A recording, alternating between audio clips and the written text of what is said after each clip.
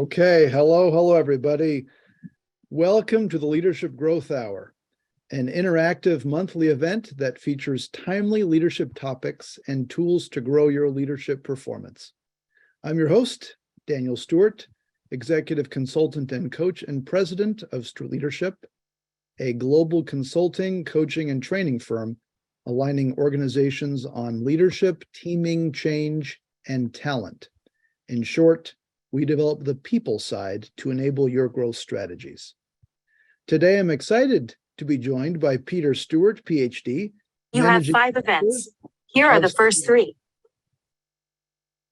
This is his second appearance on the Leadership Growth Hour, and welcome, Peter.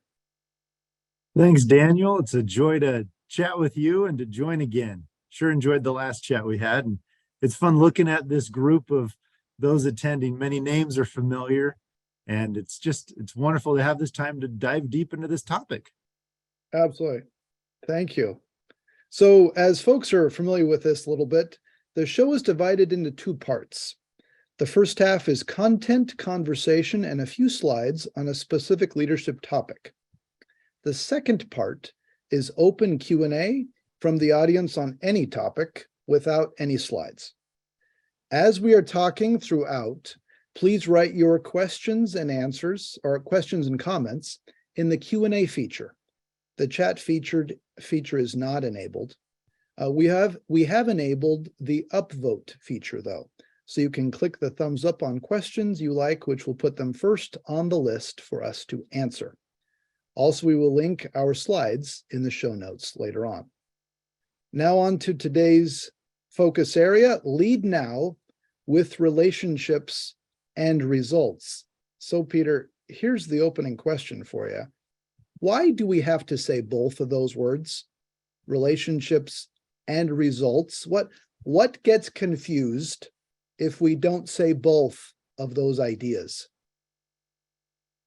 I think it's a great way to kick things off. It's just fundamental to being a solid, complete leader. We can't get too focused on just delivering of what it is we're being tasked to do or what our customers want. We have to pay attention to how we're doing it. So it's not just the what, it's also the how. And the people are an important part of that. So you have to recognize the needs, you have to recognize the processes, you have to recognize the environment and the culture that you're creating as you are trying to accomplish and execute on the services or products or whatever the deliverable is for your organization. Yeah, it's well said. I was reading recently, so Sandy Pentland, Dr. Sandy Pentland, he leads MIT's Human Dynamics Lab, and he has done so much work in AI and in understanding robotics and the relationship we have with technology.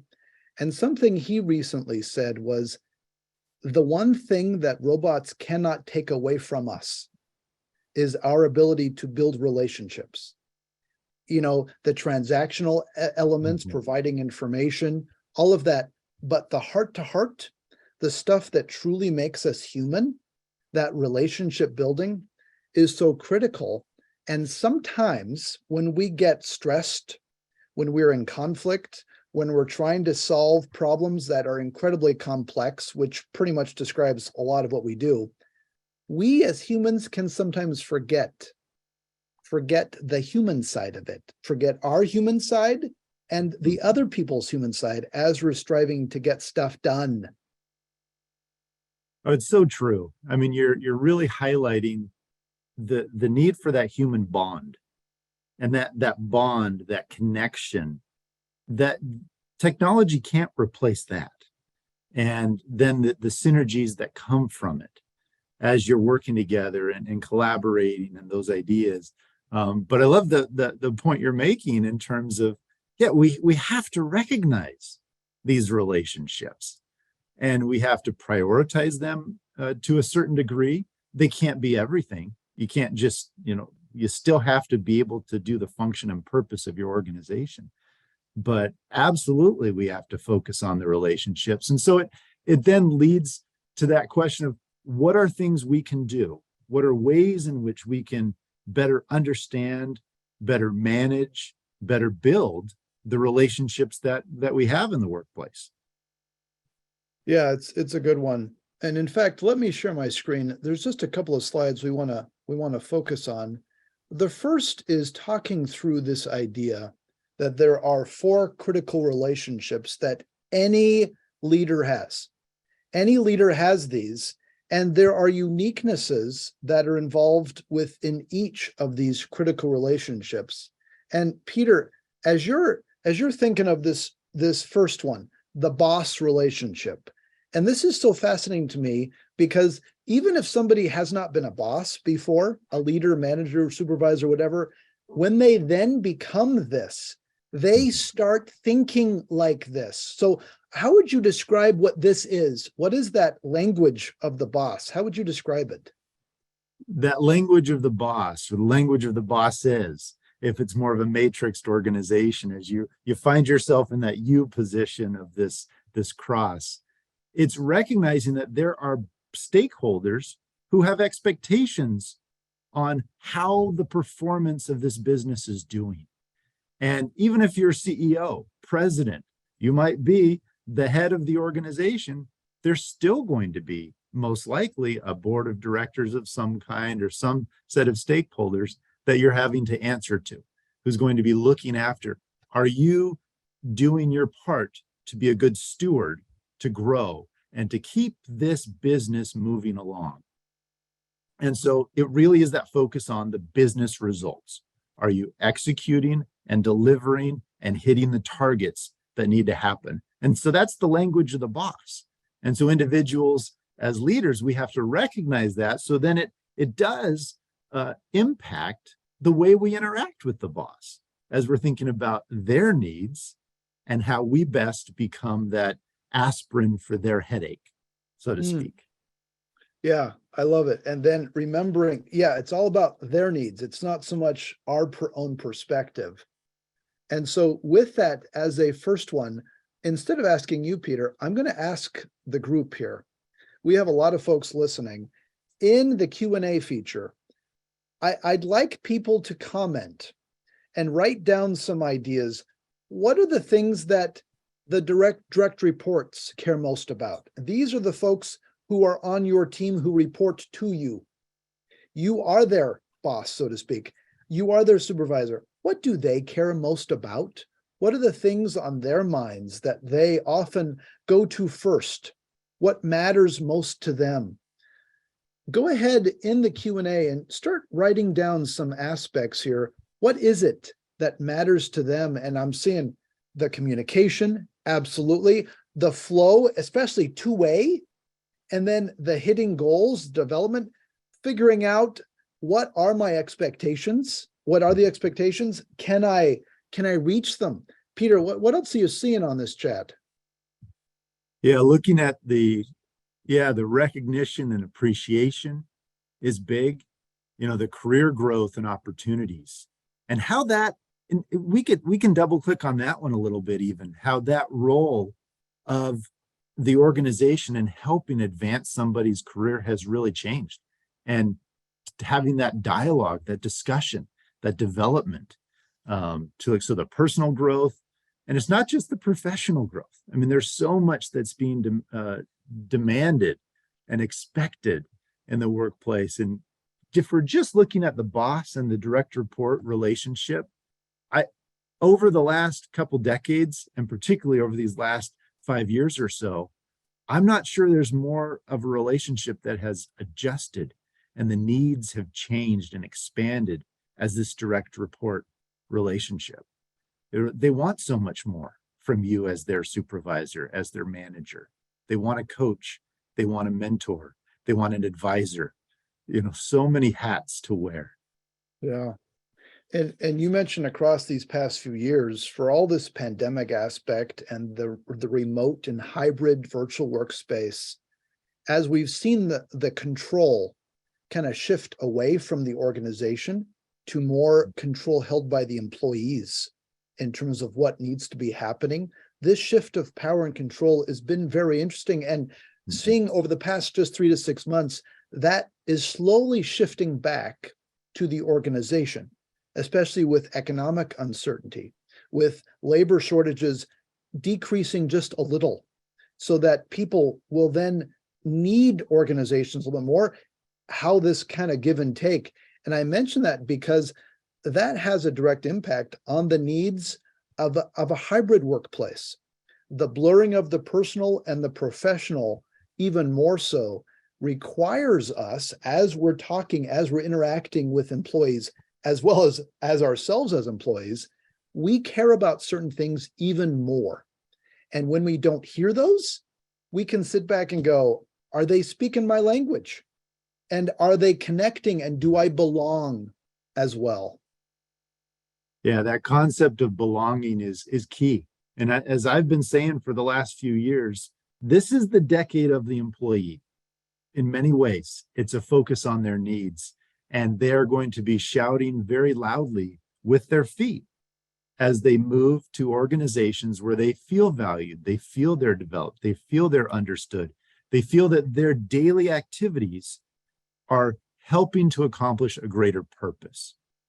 And those are the commonalities that we're seeing more and more. So it does require a bit of a different viewpoint, requires more increasing communication, and not just communication for communication's sake, but it's more personal. It's more of those conversations and discussions about life, about where they want to go, about the support that they need, about the level of direction that they need. All of those help to foster and strengthen these relationships. Oh, I love it. Okay, third critical relationship, Peter. As we think of not folks necessarily that we report to, or who report to us if we're a leader or manager, it's the peers, it's the lateral perspective. And whether it's a project team, whether it's peers at a similar level throughout the organization, what do they care most about? What would you say? And frankly, before you answer, I'd love to see some comments by others here, because people have been commenting great comments around, and very accurate, related to the direct reports. As you're thinking about peers, what is their language? What do they care most about? I'm curious, as people are reflecting on that, jot down some thoughts in the Q&A to identify what is it that peers care most about. Because I find it so interesting. A peer might say, I'm so glad you're hitting your numbers, with your boss, and your boss likes you. And I'm so glad your team is happy and have clear expectations. But what about me? What are my needs? And I'm just wondering, as we're kind of looking through this, and we're starting to see some of this, particularly around this collaboration idea, and wanting to understand, what is it that you can count on from me and I can count on from you? Where are those handoff points? And let's make it clear. Absolutely. Peter, what else are you seeing or thinking about as you're hearing this? I think you're really identifying some key points where those handoff points are clear, where there are the intersections, the collaboration. It's the point at which your goals and my goals as peers intersect. How dependent are we on each other? And it really is, as you're highlighting here on the slide, it's that internal focus.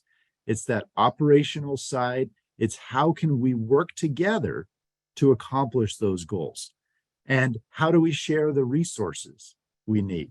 Helping ensure one person isn't hogging all the buckets and pails in the sandbox, but are we willing to play nice and adopt some of these philosophies I'm seeing in the chat of being that team of teams, where you recognize the individuality of the respective pockets of activity, but understanding the synchronicity that's required in order to accomplish those. And so there's some dependability you can count on. So this is a great, man, we have fabulous participants here in the audience as they're highlighting some of these thoughts. Can you get to the win-win? Can you anticipate and over-communicate and demonstrate value? Really good insights coming in here. And even this empathy component, do you understand the challenges that I'm experiencing? And what does that mean for me and you as we work together? Do you appreciate the pressures that I have? And also there's an element of fairness. Do we understand how resources are allocated, how budget, how different equipment or supplies are allocated across different departments? And is that done in a fair way that I understand the overall rationale for it? Because that is going to help me understand not only the bigger picture, but avoid resentment or, wait a minute, why do you get this? And because there's a comparison, and it's a different kind of relationship than with a direct reports or boss. It's just this comparison component. Yeah. It really is. I think that comparison is very clear. And others have called this relationship with the peers, it's like that's your first team or your primary team, and how do you prioritize that? Because one can get very focused and I would say sometimes distracted too narrowly in this north-south relationship in the chart here of that boss and direct report. But you cannot ignore your peers. When times, are more stressful and more challenging, they're also the ones you can reach out to for that support, for that, consultation.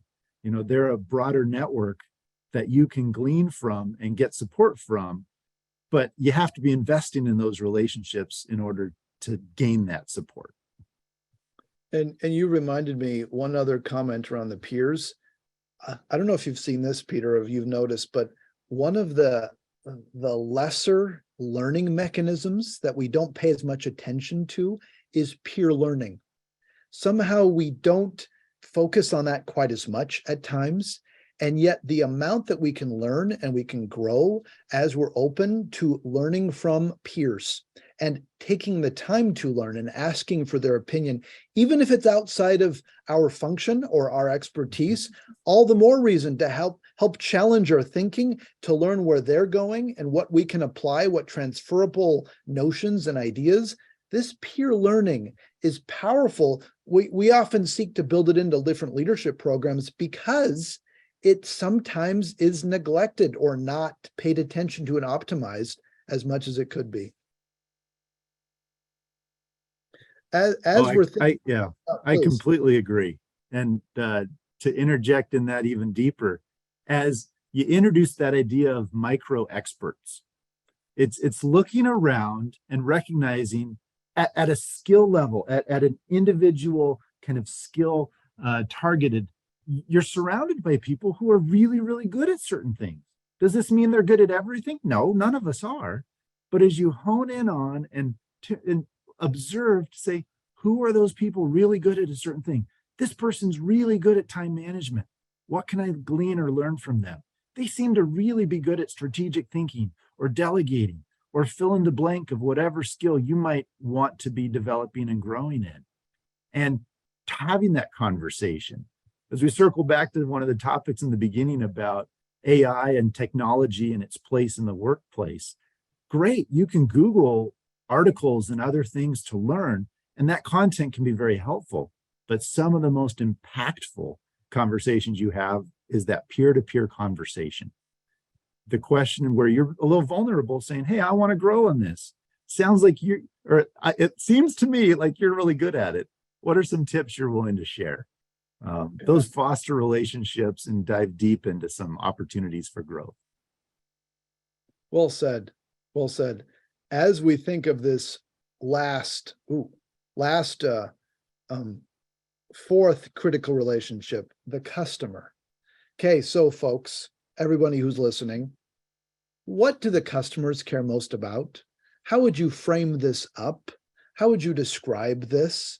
Because this is outside of the organization. These are folks who don't report to you. You don't work with them every day in terms of getting stuff done necessarily internally. You don't report, they don't report. What does this mean? What are the things that customers care most about? What would you say? What would you say as you're thinking? And Peter, your comments, your thoughts as you're thinking through this, and as we're seeing more of the comments from others, what do the customers care most about? And I think even as I've had this conversation many times with others, as we dive into this question of customers, usually a hand goes up real quick saying, are we talking about internal or external customers? And my response is yes. It's however you define that. because it applies similar to whether it is an external or an internal customer. It's really identifying what are their needs and how do you anticipate and prepare for and deliver on those needs even before they realize they have the need. That is true, strong, customer-focused relationships there. Yeah, I appreciate this, and I'm seeing great comments here, especially around are they meeting my expectations in terms of the value that I want? And is it consistent? Do they know my needs? Do they know my needs before I do?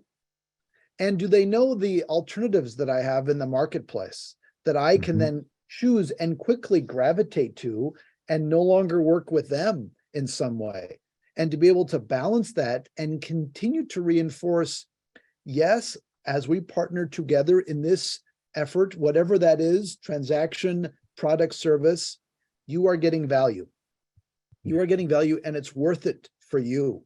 And that's where so much of this, we often call it the external focus, to be able to then encapsulate what that means around the customer focus. It's external to the organization, looking at the broader marketplace. As you're hearing this, yeah, please jump on in. Yeah, I was just saying, as you're highlighting, it's that external focus, anticipating the needs. And just as I'm glancing at all of these relationships and some of the commonalities, and think of how does somebody display and show respect to all of these relationships as you're interacting with them, and the role and the critical role that plays for each of those, even from that customer side. Daniel, as you're highlighting the awareness that they have other options in the marketplace. And do you respect that? And do you respect their decision-making process as you're building those relationships? But what are some of your thoughts as we play on that notion of how do you demonstrate respect across these relationships? Yeah, that's a great one. And actually kind of answering that, building on, why does it matter by identifying the uniqueness across all of them? Because in some ways, showing respect is coupled with this idea of personalizing how you approach each person and not treating them as if the way that you just want to be treated all the time, but rather at paying attention to how they want to be treated. What are the unique pressures and challenges that they have? And frankly, one of the most effective ways of showcasing respect is to approach it from their angle. And that's where, Peter, as you're looking at these four, why do we even need to break these out? What's the advantage then to have these four specifically broken out? Why can't we just look at one of these and go, they could just deal with the numbers? And that's exactly the angle that we want to go. Or let's just all have this engagement empathy component. Why the value of looking at the uniqueness of each of these four relationships? That's a great question, Daniel. And really, to break down these four critical relationships, it helps you answer the one critical question. And it's this: what do they need from you? If you spend time thinking about the uniqueness of that and answering that question, it's going to give you an opportunity to strengthen and build and nurture those relationships. Now then, on the flip side, you're able to ask, what do I need from them? And as you take that time to assess, can you communicate that clearly? Are you able to articulate that? Are those needs, really necessary?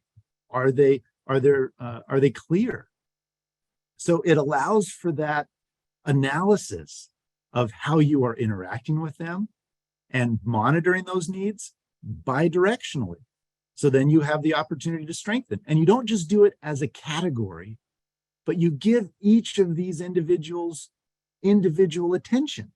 So by name, saying, okay, I have a boss or a boss 2 or boss 3, write their name and ask the question, what do they need from me?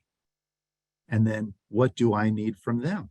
And as you go around these four critical relationships, we'll often call this the Iron Cross, as assessing that, it really helps you learn, where do I need to build some relationships and strengthen? Which ones are solid? Which ones may be teetering? Where should I invest my time?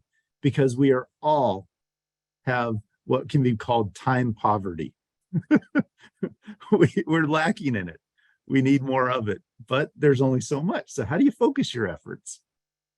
Yeah. So building on this, we have business results and people results. And again, just like the title here and the opening question around why have both, why do we focus in both? It matters. And we usually define them differently versus simply focusing on the business results side, the managerial bias that can sometimes come up, that can sometimes dominate, and we can treat all of these relationships the same, which is not the point. So something cool happens as we anchor around the uniqueness of each of these relationships. We're able to then start to see critical leadership behaviors to help us achieve the relationships and the results. Some of you may have seen some of this before, and it's really important for us to have this top of mind. Peter, what happens when business results intersects with an external focus? What emerges? When you have the business results with an external, or what I'll call sometimes a future focus, it really focuses on the need to create that purpose, to identify what is the strategy, how's that going to be communicated and presented to others? What are ways in which you can build that and align people around that common goal and purpose? So that really leads it there. And so it helps pop that area of emphasis, because the goal here is really trying to build leadership capacity and capability and skills, but it's grounded in an understanding of these key relationships and the needs that they have. So as we're heading down this journey across these areas, you have the business results, external focus is creating purpose, but business results more internally driven, that's where it's the delivering excellence. Daniel, you want to head into that quadrant? Yeah, and what's interesting as the business results intersects with internal focus and this deliver excellence, this is the technical, this is the craftsmanship, so to speak. This is the expertise that we bring into our job. And what's also interesting is this is usually how and why we get promoted, because we often get promoted based upon this technical expertise. And then we say, hey, you're now a manager, you're a supervisor, just keep doing that, and now this additional responsibility. When in fact, it is a completely different skill set. However, delivering excellence still remains top of mind. It needs to be. It just needs to be done at a different level in a different manner, as maybe we've done it before, as we continue to elevate our role in an organization. And then as internal focus intersects with people results, it's all about developing self and others to be able to then build a great team and to coach and share feedback with each other and schedule our lives in a way that we value relationships and the people instead of simply the business side of it. So it's that balancing of both. And Peter, as you're looking at that last intersection quadrant, talk a little bit about this leading change element. So as you are leading change in the quadrant, it's the people results side, but more externally or even future focused. And how do you transition into what needs to be different? Recognizing that what we have always done is not always going to work. As the environments and the marketplace, everything continues to shift. So this is a focus on how do we identify the needs and changes necessary, then how do you effectively allow that change to perform and to roll through an organization? So there's change management skills needed, there's innovation that's required, inspiring people to keep focused and committed to those change efforts when they're it gets a long haul. Not all change efforts are, okay, wake up one morning, oh, we're done by 5 o'clock. No, some of these are months and months that take, and it can be really be a challenge, but a good, great leader is able to keep that fire, to keep that motivation and focus as you're leading individuals through the change. That's a great, beautiful insight, especially in terms of how to help earn the heart and the head for both of those. And that's a critical skill. And so as we look at the foundation of building great relationships and understanding what each relationship truly needs, these four great expectations of great leadership emerge for us to then compare ourselves to and to aspire to and to build around. So we'll go to the next step, and then we'll turn off the slides here and keep chatting on all sorts of other topics all around building relationships and results. As many of you may have seen before, this actually is the journey that's led to the Lead Now leadership development model. It's all based upon the relationship focus and achieving business and people results.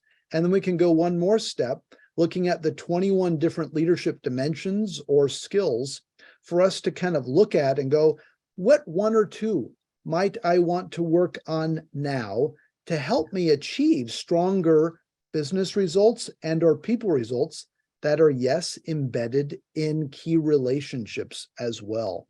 Peter, as you're looking at this and as you've used this model, especially around relationships so much with leaders, what have you seen? How have people utilized this? What are some reactions you have? Oh, it's in so many ways, it helps simplify the process.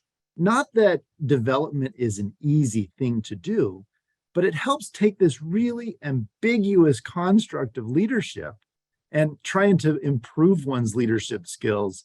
And it breaks it down into more manageable bite-sized chunks, saying, okay, I want to build this relationship, or I've just gotten some feedback that I need to work on my delegation skills, or whatever. You're then able to hone in on a particular area to put some extra emphasis on. You still got the day job, you still got everything else you're trying to accomplish, but this is now a way to just refine those abilities and skills, to just increase the tools in your toolkit. And then it's also somewhat of a cheat sheet to say, hey, if I want to be improving this relationship with my boss, for example, let me focus on this Northern Hemisphere. Let's look at quadrants 1 and 2. Are there particular areas there that I can build and grow and develop in order to deliver those business results a little bit better? Or on the flip side, I want to build some relationships stronger with my people, with my direct reports. Okay, let's look at quadrants 3, the blue, and 4, the purple, because those are the areas as you're targeting, it's going to require interaction with your direct reports and strengthen the relationships.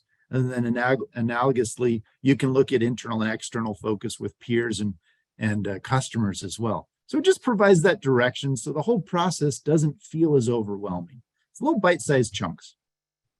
I love it. I'm going to stop sharing for the moment here, but we can keep chatting through this. And in fact, Peter, as you're thinking of the Lead Now model with the top 2 related to business results and the bottom 2 quadrants relating to people results, what are some of the leadership dimensions within it that you see people most often needing to focus in? What would you say?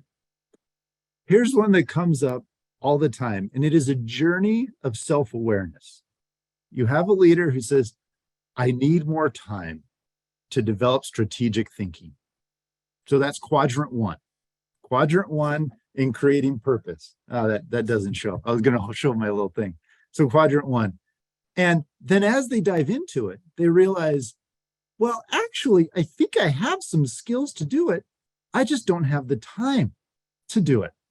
So then they start looking into, well, it's not strategic thinking. I actually need to build out my time management. And then as they start diving into the time management more, they realize, I'm doing too much.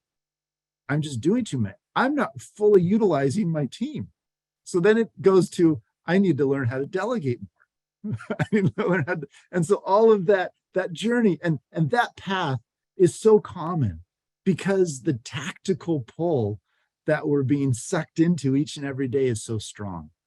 And finding that team trust where you can delegate and carving out that time specifically to build those strategic skills, it doesn't just happen unless you intentionally are focusing on it. So that's one common development conversation that I've had countless times. Yeah, I can so relate.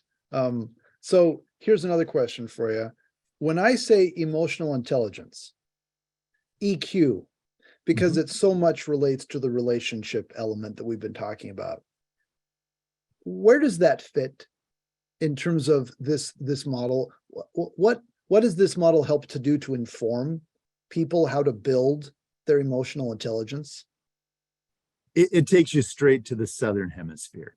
When you're talking about EQ and really trying to hone that, and EQ, emotional intelligence, it's the awareness we have about our own emotional experience and the impact it has on our own actions, and then the awareness of the impact it has on others and how that then influences and impacts their actions.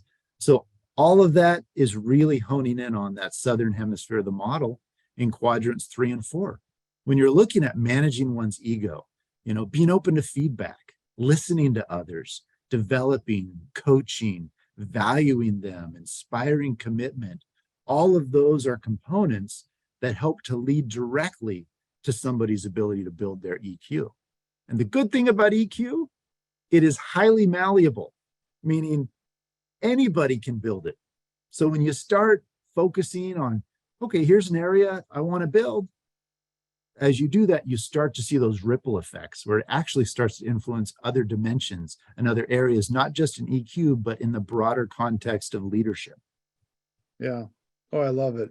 Okay, so here's a question for the group, and I'll share the screen one more time because here's the question. I want everybody to identify what is the one leadership dimension that they might want to focus on, because so much of this is picking one and then being able to move forward with it and do something about it. So I'm going to share the screen again, and some of you could also go on terms of on our website if you want to look at it, but let me just put this up as a reminder. And as you then look at this, type in the chat, what is the one leadership dimension out of the 21 that you would want to focus on that would help you achieve business and people results? Because again, as I mentioned, so much of this is picking something and being able to push. And Peter, I'm going to ask you the same question. Are you ready? Yeah. What would you want to work on for you as a leader, as you are then building so much extra leadership and interacting with so many clients, as people are able to put in their own in the chat, what's the one that you would suggest you'd want to work on? That's a good question, because it's not just a framework for others. We try and drink our own Kool-Aid development. We have our own personal plans.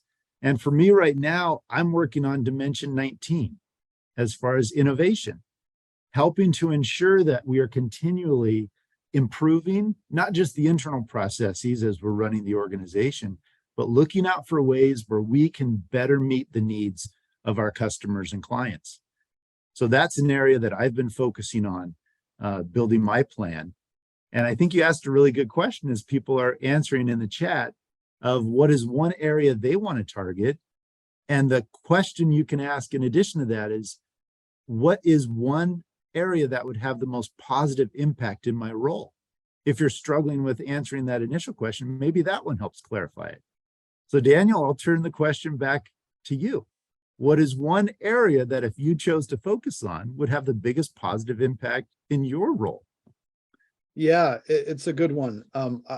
Strategic thinking is what comes to my mind. And again, all of these are needed, and it's to continue to build leadership muscle in a specific area. And oftentimes we look at it for the next 2 to 3 months, what would be most helpful? And for me at this point, I'd say strategic thinking, to be able to continue to understand the marketplace, to know how to best help and serve clients where they're at, because it is continually changing and shifting. And in fact, we're seeing a lot of this, even in terms of some of the comments that people have, focusing on those results or strategic thinking, especially in a VUCA, ever-changing, volatile environment. for sure. And the leading change component, making sure we're focused on the customer. I love it. Peter, as you're seeing some of these, any reactions here? Oh, it's one, I appreciate the participants putting in their ideas and being vulnerable to share it. Here, you're just putting it out to the world. But yeah, strategic thinking is one that comes up often. That's one of the reasons I shared that in my example. It is one of the biggest challenges for leaders today. And especially as we look at the environment over the last couple of years as we've transitioned, working through a pandemic, working through whatever the new hybrid type environment is, what this next normal is. I've stopped using the word new normal because it doesn't stay very long. So what's the next normal, and how you continually adapt and apply these things? It causes you to pull up out of the weeds, take that high level perspective, and to be able to drill down and identify some goals and plans. I love it. Okay, so I have a question for you, Peter. Okay. With all of the things we've been talking about to build effective relationships, what's the one thing? What's the one thing that people need to keep in mind as they build and strengthen relationships with others? What would you say? The one most important thing people need to do to build strong relationships with others is to approach them from the perspective of curiosity. Listen intently, to be curious, to understand where they're coming from. If you do that, it really doesn't matter whether we're talking about a business issue or we're talking about a social issue. If you approach that from the perspective of, I want to learn and see things from your vantage point, I'm curious to learn. What is the data that you have based your opinions off of? Because it may be different than the data I'm basing my opinions off of. So when we have that opportunity to approach it with a perspective of curiosity, oh, fabulous things happen. Oh, it's a beautiful insight, especially to juxtapose it with critique or judgment. Because so often we're trained, or we are assuming that we go in and critique it or judge it or moralize it, good, bad, ugly, whatever it is, instead of having that initial impression be one of, what can I learn? How can I appreciate this? How can I explore this? How can I understand this better? Two perspectives, and that's a fundamental choice. Also, Really, here's another question for you. And let me frame this up and get your reactions then. sure. If somebody were to ask me, what's one of those key parts of building relationships, I would say keeping in mind that every conversation happens at two levels. You have the content level, whatever it is we're talking about at the moment, who's coming to the meeting, when are we showing up at this event, or what's going to be happening next month on the project team. That's the content. But there's always a relationship level in every conversation. And it's those questions that we're continually asking ourselves. Do they like me? Do I like them? Do they believe I belong here? Do I want to belong here? Am I making a difference in their eyes? Do they want me to make a difference? Those are the deeper relationship aspects. Yeah. And I find whenever people repeat themselves a lot or need to get louder, that is usually a sign that we need to stop talking about the content and pause and start talking about the relationship. Because once the relationship is talked about and resolved, the content can move so much more quickly and more effectively. Peter, as you're hearing this, what reactions do you have in terms of your observations and how that impacts relationships? You hit the nail on the head. I mean, it really is. And it requires conscious effort to be able to monitor both of those during a conversation. And it helps when you're able to put aside the focus on who's right and who's wrong, and am I right? And you're able to then just focus on strengthening that relationship, or I should say it more as understanding the relationship and not just the content. So you can't just focus on, well, what's my retort to what you just said? It's, oh, I really need to listen to what you've just said. And now we need to put that within the context of what is our relationship? What is some of the history that could be leading to this? What are some of the needs you're doing? So it comes back to one of the gems that I love, and it's a problem well defined is a problem half solved. And a question well defined is a question half solved. And when you're having these interactions and they're asking questions, it's the clarification of where they're coming from at the content level. But then sometimes you need to dive down deeper at that relationship level to see what is really driving that question here. So I think it's a very helpful framework, but it's not always easy to balance. So you have to remind yourself. So Daniel, how can one remind themselves to pay attention to both sides of that communication? Yeah, that is one of the great challenges in the hectic day-to-day aspect. And it gets at the support component and our habits. And one of the most effective ways is to then identify what are your habits that you do, and to then think through, all right, when I show up to a meeting, how do I start habitually acting and behaving? Am I open? Am I closed? Am I critiquing instantly? When I open up an email and it comes from a certain person, what are the cues that I start noticing about myself? For us to sit back and to pause and reflect, what are those habits that I do and show up in those moments? That's a powerful way for us to be able to change and to make sure that we are showing up in the way that we want to show up. And it also goes back to this great leadership gem. What is it like to work for me? What is it like to work with me? What is it like to work for me? We've been talking about these relationships. Maybe we can end here on what is it like to work for me? And how do we increase that level of self-awareness? And before I turn that over to you, Peter, I also want to mention everybody who's listening here, as you have other questions, as you'd like us to focus on questions around relationships or results or anything else, please, as we're commenting here on this final area, please feel free to enter those into the Q&A, and then we can chat through them, or you're welcome to email us later on as well. So go ahead, folks, if you'd like, chime in, write down your questions here as we're finishing up our conversation around this specific topic. Peter, paying attention to and that self-assessment, that self-awareness, what is the impact and importance of that in all of this? That self-awareness, that moment to pause, to look in the mirror, is the absolute fundamental key to all of these things we're talking about today. As we've talked about critical relationships, that pause to say, how strong are they? What do I need to do to strengthen and to build them?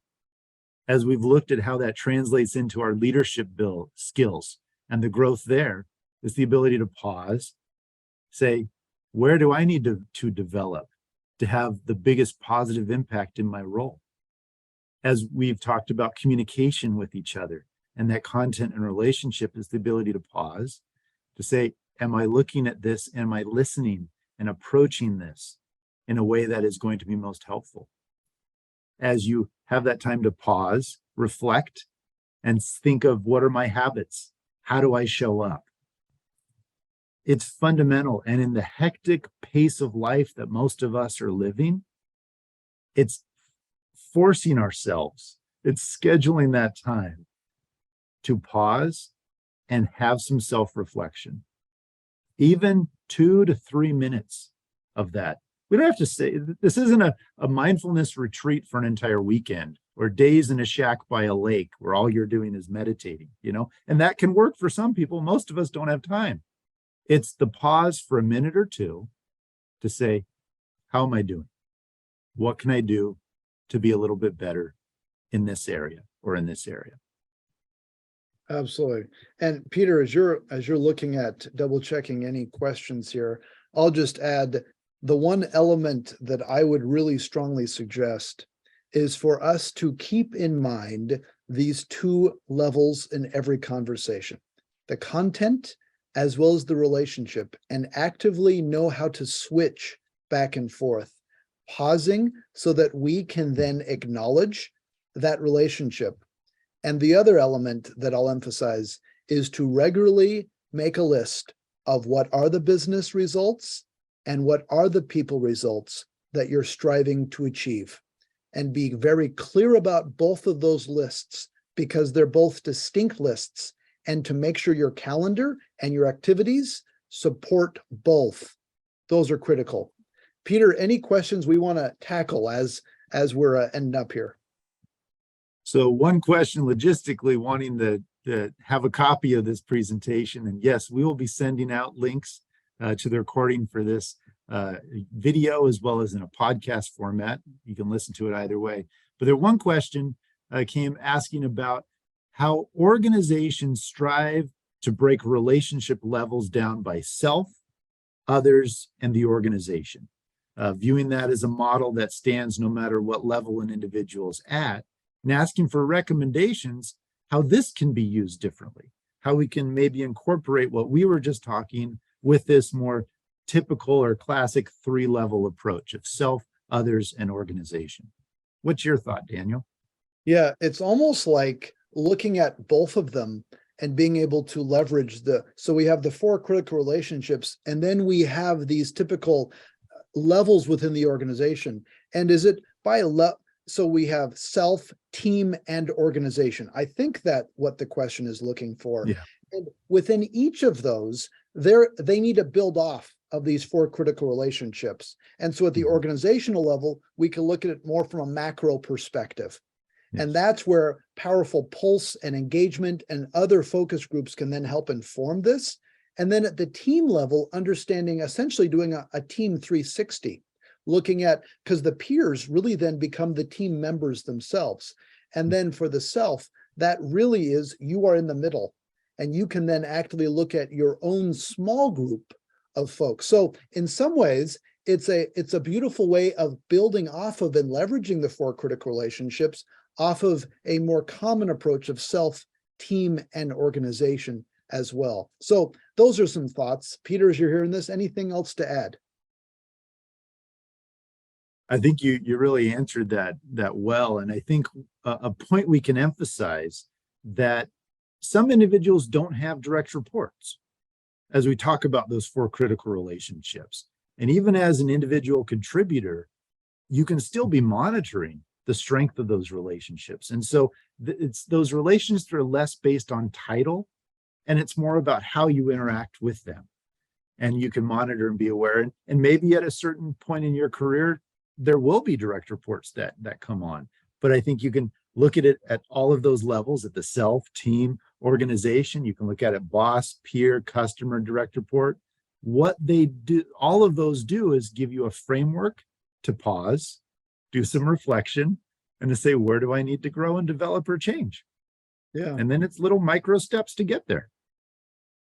I like it. And some quick comments, a few other great questions that have come in. A question around suppliers. And suppliers are one of those unique animals, and they're not exactly customers. And what we find oftentimes clients will do is think of them as peers in many ways.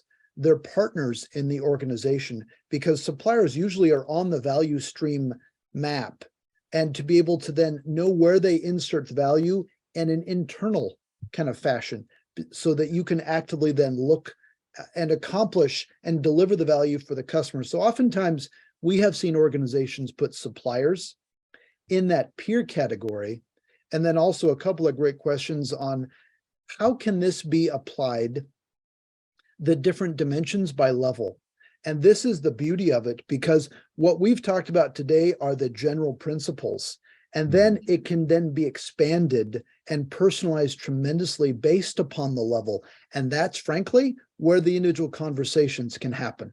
That's where the dialogue can happen to say, all right, for our culture, for our team, and there might be multiple levels in a larger team, let's further expand and understand what really are the needs at each level and each group. Because yes, these 4 critical relationships are a foundation.